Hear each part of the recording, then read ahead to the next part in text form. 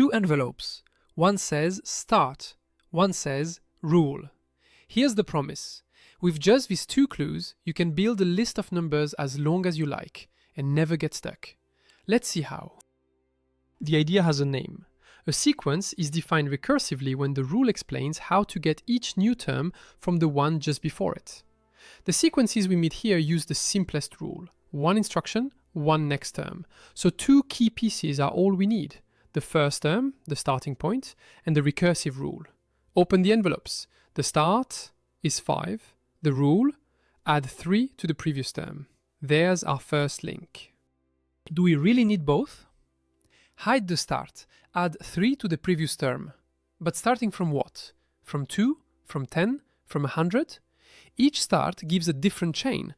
Without the first term, we can't tell which one is ours.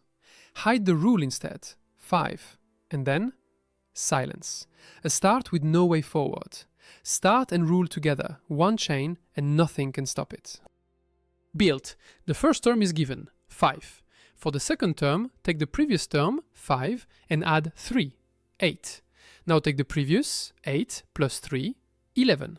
Previous is 11 plus 3, 14. Previous is 14 plus 3, 17.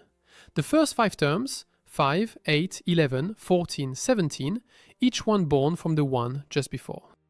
And why stop? 17 plus 3, 20, plus 3, 23. Step by step, the two clues let you find any term you choose. Just keep going.